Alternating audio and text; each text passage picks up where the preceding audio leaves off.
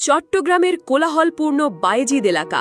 বাইরে থেকে চাকচিক্যময় সাদিয়াস কিচেন রেস্টুরেন্টের দিকে তাকালে বোঝার উপায় নেই এর ভেতরের চিত্র কতটা ভয়াবহ এবং কদর্য।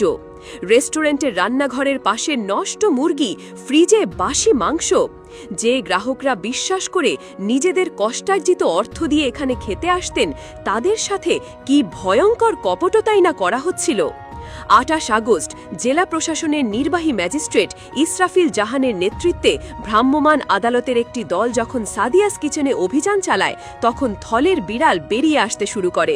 রান্নাঘরের পাশেই পড়ে থাকা একটি নিষ্প্রাণ মুরগি যেন কোনো সাধারণ আবর্জনা নয়, বরং রেস্টুরেন্ট কর্তৃপক্ষের পচে যাওয়া বিবেকের প্রতীক হয়ে দাঁড়িয়েছিল।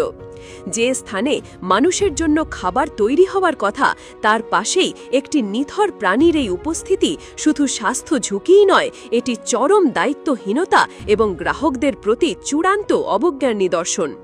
অভিযানকারী দল যখন ফ্রিজ খোলে, তখন দুর্গন্ধে টেকা দায় হয়ে পড়ে। ফ্রিজে সংরক্ষিত ছিল কাঁচা মাংসের সাথে বাসি পচা মাংস। দিনের পর দিন জমিয়ে রাখা এসব মাংস দিয়েই হয়তো তৈরি হচ্ছিল লোভনীয় সব পদ, যা সুন্দর করে সাজিয়ে পরিবেশন করা হচ্ছিল গ্রাহকদের প্লেটে। একবার ভাবুন, যে খাবারকে অমৃত ভেবে আমরা গ্রহণ করছি, তার উৎস যদি হয় এমন পচা গলা বস্তু, তবে তা আমাদের শরীরে রোগ ছড়ানো ছাড়া আর কি করতে পারে। এই দৃশ্য চোখে আঙুল দিয়ে দেখিয়ে দেয়, কিছু ব্যবসায়ীর কাছে মানুষের জীবন ও স্বাস্থ্যের চেয়ে সাময়িক মুনাফার মূল্য অনেক বেশি। এই ঘটনাকে শুধু খাদ্য আইনে একটি অপরাধ হিসেবে দেখলে ভুল হবে। এর গভীরে লুকিয়ে আছে এক ভয়াবহ সামাজিক ও নৈতিক অবক্ষয়ের চিত্র। যে সমাজ একসময় সততা ও পরিচ্ছন্নতাকে ব্যবসার মূল ভিত্তি হিসেবে গণ্য করত, সেই সমাজে আজ কিভাবে এত বড় কপটতা সম্ভব হচ্ছে?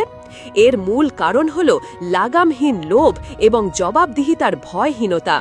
সাদিয়াস কিচেনের কর্মকর্তারা জেলা প্রশাসন ও নিরাপদ খাদ্য কর্তৃপক্ষকে কোনো ধরনের বৈধ কাগজপত্র, যেমন ট্রেড লাইসেন্স বা অন্যান্য প্রয়োজনীয় সনদ দেখাতে পারেননি। এটি প্রমাণ করে শুরু থেকেই তাদের উদ্দেশ্য ছিল অস্বচ্ছ এবং তারা আইনকে তোয়াক্কা করার প্রয়োজন বোধ করেননি। এই নৈতিক স্খলন কেবল একজন বা দুজন ব্যক্তির মধ্যে সীমাবদ্ধ নয়, এটি সমাজের গভীরে প্রথিত এক ক্যান্সারের মতো। যখন একজন ব্যবসায়ী জেনে শুনে মানুষকে এমন মুরগি বা বাসি মাংস খাওয়াতে পারেন, তখন বুঝতে হবে তার ভেতরের মনুষ্যত্ববোধ পুরোপুরি লোপ পেয়েছে। তার কাছে গ্রাহক আর মানুষ নন, কেবলই মুনাফা অর্জনের একটি মাধ্যম। এই মানসিকতা থেকেই খাদ্যে ভেজাল, ওজনে কারচুপি কিংবা সেবার নামে কপটতার মতো অপরাধগুলোর জন্ম হয়। ভ্রাম্যমাণ আদালত সাদিয়াস কিচেনকে ৩ লাখ টাকা জরিমানা করেছে। আইন অনুযায়ী এটি একটি শাস্তি বটে, কিন্তু যে নৈতিক অপরাধ তারা করেছে, তার তুলনায় এই আর্থিক জরিমানা কি যথেষ্ট?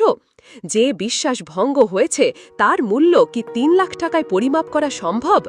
নিরাপদ খাদ্য অফিসার মোহাম্মদ মুনতাসির মাহমুদ এবং নিরাপদ খাদ্য পরিদর্শক ইয়াসিনুল হক চৌধুরীর মতো কর্মকর্তারা যখন এই ধরনের অভিযান পরিচালনা করেন, তখন সমাজের কদর্য রূপটি উন্মোচিত হয়। কিন্তু প্রশ্ন থেকে যায়, এমন আরও কত সাদিয়াস কিচেন আমাদের চারপাশে ব্যাঙের ছাতার মতো গজিয়ে উঠেছে, যারা সুন্দর চেহারার আড়ালে মানুষের স্বাস্থ্য নিয়ে ছিনিমিনি খেলছে। চট্টগ্রামের এই একটি ঘটনা আমাদের পুরো সমাজের জন্য একটি সতর্ক বার্তা। শুধু প্রশাসনের ওপর নির্ভর করে থাকলেই চলবে না, নাগরিক হিসেবে আমাদেরও সচেতন হতে হবে। কোথায় খাচ্ছি, কি খাচ্ছি, সে সম্পর্কে খোঁজ খবর রাখা এবং কোনো অসঙ্গতি দেখলে তা কর্তৃপক্ষকে জানানো আমাদের নৈতিক দায়িত্ব।